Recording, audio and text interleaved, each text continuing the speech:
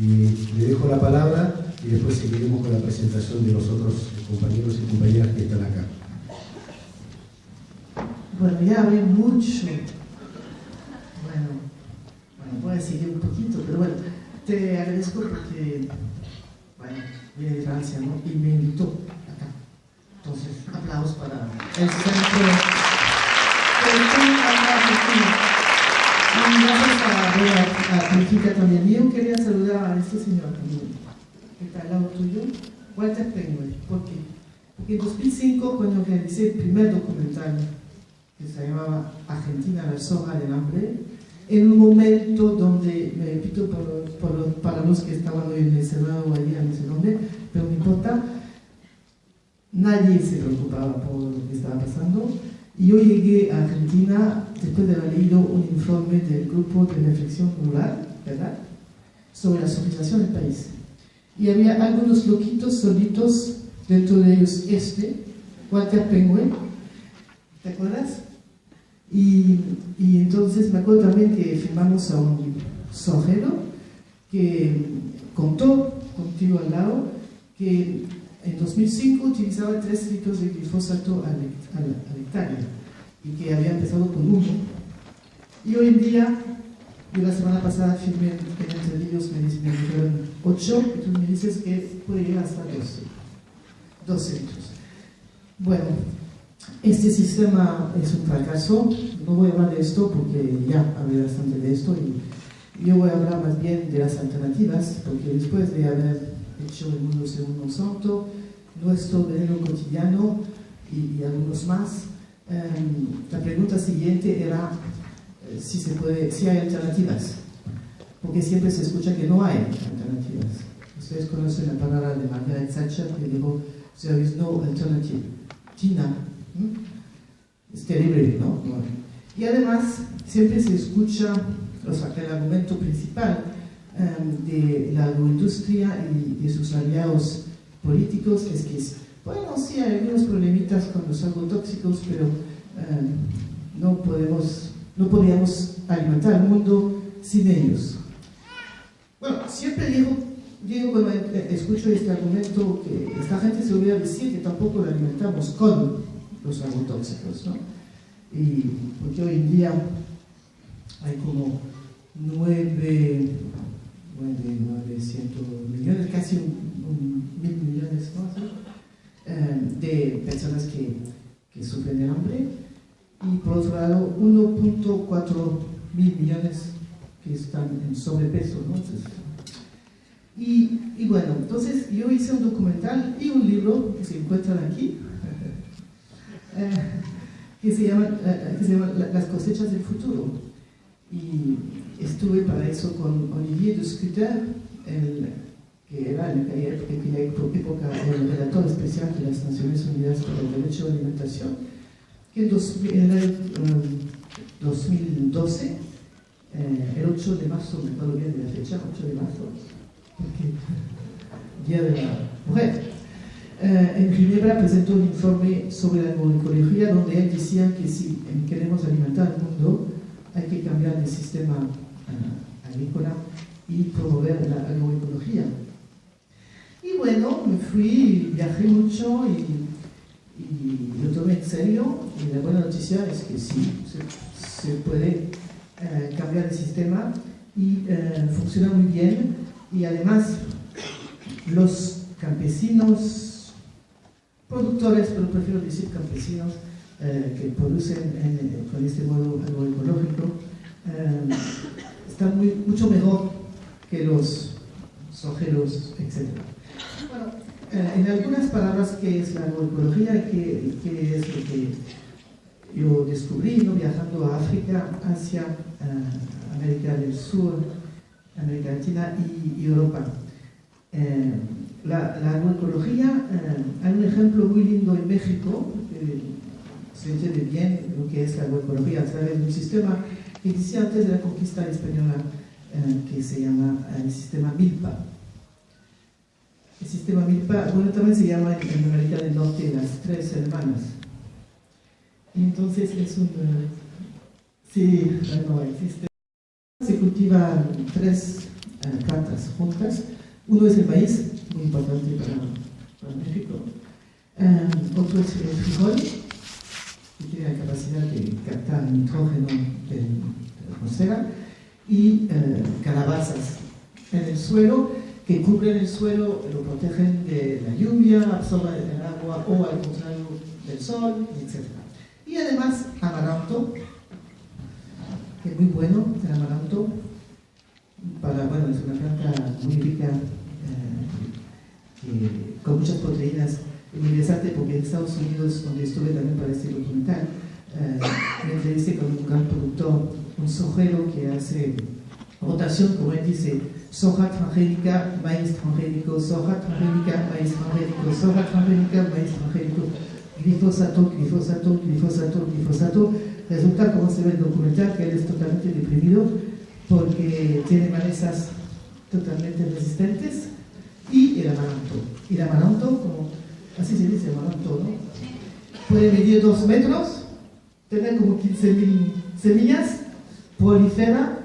Bueno, cuando le comenté a este gringo muy deprimido que en México lo cultivaban y lo comían, que era muy bueno, me miró así, y le dije, bueno, pero no, mejor que no se coma lo suyo, el amaranto resistente al glifosato, porque no sé cómo puede ser para su salud, ¿no? Bueno, entonces este sistema MILPA es muy interesante porque cuando estuve en la Universidad de Berkeley, en California, hay un señor que se llama Miguel Altieri, que es un profesor amigo tuyo, ¿no? Sí, de agroecología, uno de los primeros. Él me explicó que si se compara una hectárea de maíz solito, ¿no? Solo, entonces se sacan tantas calorías en una hectárea de milpa comparado con 1.7 hectáreas donde se separan los cultivos, ¿me entienden? Todo eso para decir que el Miguel me explicó que hay una mentira muy grande. Siempre se dice que las grandes granjas son mucho más productivas que las pequeñas, y es una mentira. Si se compara todo, ¿no? El uso de recursos, el agua, y hasta la propia producción, ¿no? La producción es mucho más alta en pequeñas unidades que en las grandes. Bueno, ese sistema MILPA es un ejemplo porque después, bueno, como lo vi en África, yo estuve en Malawi, por ejemplo, es otro cultivo, no, en este caso también maíz, pero siempre el mismo principio, se busca la complementariedad entre los distintos elementos de la unidad de producción agrícola, y entre las plantas, los árboles, los animales y, bueno, los hombres y las mujeres que cultivan, ¿no? En Malawi, por ejemplo, había un programa muy interesante de agrosilvicultura, así se dice, donde cultivaban de verdad maíz y árboles que también captan nitrógeno y tenían un rendimiento muy bueno. Además, igual el suelo nutrido por los árboles, protegido también, etc. En Francia también hay un programa de silvicultura muy interesante desarrollado en Montpellier, donde se cultivan trigo y árboles también con rendimientos muy buenos que no bajan, y es mucho mejor para el planeta. No se utiliza ningún fertilizante químico, etc. Porque hay que entender bien que el sistema agroindustrial nos lleva de verdad al colapso global, en el sentido de que se sabe hoy que el 50% de las emisiones de gas con efecto invernadero provienen de ese sistema agroindustrial si se suma todo. Son los datos de la ONU. Todo significa que el modelo agroindustrial utiliza muchos agrotóxicos que son hechos con petróleo o con gas, fertilizantes químicos también. Bueno, se riega, y entonces eso consume también energías fósiles. Se calcula también que el 70% del agua mundial es utilizado para la agricultura, que 23% de los suelos cultivados en este modelo agroindustrial son agotados, sin hablar de la factura sanitaria y lo verdaderamente del sistema, porque aquí en Argentina es un paradigma de lo que está pasando a nivel de la salud pública, ¿no? Con muchos enfermos y muertos. Bueno, también estuve, por ejemplo, en Kenia. En Kenia, muy interesante ver cómo los agrónomos, si quieren, pueden servir bien común. Bueno, tú eres una excepción. No, hay otras. Y los científicos, en este caso, en Kenia también se come mucho maíz y tenían problemas con una plaga del maíz. ¿Cómo se llama esta mariposa del maíz? Que es, ¿claro? ¿La traía? Bueno, es una mariposa que después destruye el maíz y se volvió muy resistente. Por eso Monsanto inventó el maíz bete, ¿no?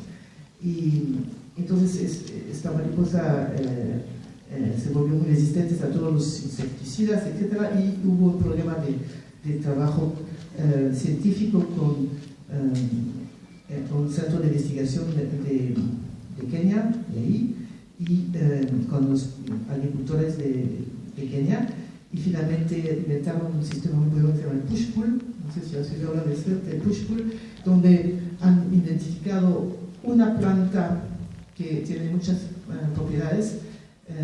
Cuando se siembra, entonces capta el nitrógeno y además repela esta plaga. Y al borde del campo de maíz, tiene otra planta, que no sé los nombres en español, está en mi libro, no me acuerdo, que ella atrae esta plaga y produce una sustancia que hace que cuando la mariposa llega, entonces se mueren las larvas, ¿no? Entonces, bueno, eso es un control biológico que funciona muy bien y han multiplicado por 20 los rendimientos sin ningún uso de plaguicidas. Bueno, hay muchos ejemplos así. También estuve en Alemania, en una finca que es un ejemplo en Europa de producción agroecológica, donde ellos utilizan un sistema que es con una cobertura permanente verde de los suelos. Y, por ejemplo, yo estuve filmando cuando sembraban soja dentro de centeno y trébol. Bueno, hay muchos ejemplos. Entonces, y funciona muy bien. Y la buena noticia, porque eso era mi preocupación, y además no solamente como periodista, pero sino también como hija de campesinos de mi país, los rendimientos, la obsesión, siempre era que, bueno, y son muy buenos. En el caso de Alemania, este sistema permite tener muy buen rendimiento y rendimientos que son estables, y es muy importante, especialmente en un momento de cambio climático, donde llega un frío que, bueno, que puede acabar con todo, o una lluvia, etc. Y es un sistema de producción muy, muy estable. Entonces, la agroecología funciona, y es la segunda condición, es el segundo pilar de este cambio de paradigma que necesitamos. Para que se pueda desarrollar, se necesita desarrollar también y cambiar los circuitos de distribución de los alimentos. Y basándose en circuitos cortos, como se vio aquí en los documentales, venta directa, ferias, y hay un gran movimiento mundial en todos los países donde estuve a esta dirección. También un movimiento muy lindo que empezó en Japón, estuve ahí, los Tekkei. Tekkei es una asociación entre un productor de alimentos y una asociación de consumidores, y tienen como un contrato y cada semana se les da entonces canastas de legumbres, verduras, etcétera, que se pagan. Yo soy parte de una asociación, se llama en Francia AMAP, Asociación para el Mantenimiento de la Agricultura Paisana, entonces AMAP sería aquí, campesina, ¿no? Y se paga con anticipación, así el productor puede trabajar en buena condición sin hacer préstamo, no sé qué. Y entonces eso es un movimiento mundial, y siempre digo, bueno, que hay que desarrollarlo mucho, porque permite también a huerteros o agricultores cambiar de sistema, apoyándolos, ¿no? Bueno, para terminar, porque los 10 minutos que ya casi, si queremos cambiar de paradigma, hay dos niveles de acción. Uno, bueno, seguro es denunciar lo que está pasando, porque aquí, por ejemplo, en Argentina la situación sanitaria es tan grave que hay que denunciar, hay que hasta ir a la justicia, bueno, pedir que se rinda cuenta y juzgar a los responsables y obtener de los políticos que tomen las medidas necesarias, etc. Eso es muy importante, a un nivel, digamos, más político, que es muy importante, de resistencia política y social, a través de movimientos sociales, movilizaciones, etc. Pero hay un nivel también individual que yo siempre digo que es muy importante.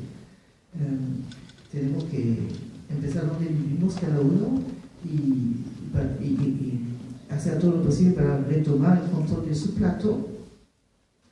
Y bueno, al principio uno dice, no puedo, ¿cómo voy a hacer? ¿No? Sí, pero sí, se puede. Yo lo hice en mi casa. Y no es tan difícil, finalmente, ¿no? Preguntarse cuando usted vuelve a su casa, ¿qué como? ¿De dónde viene esto?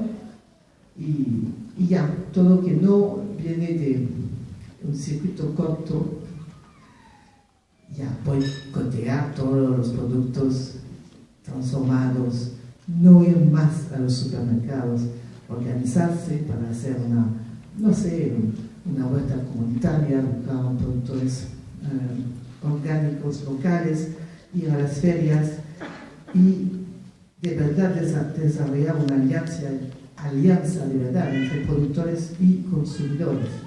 Es la única manera de acabar con este modelo de producción de destrucción de los suelos y de las plantas, de los animales y finalmente también de los seres humanos. Y está al alcance de cada uno, de verdad, yo lo vi. Y cuando uno entra en este tipo de alternativas se encuentra con mucha gente, bueno, es una relación muy linda con un colectivo, etc. Y se siente mucho mejor. Entonces,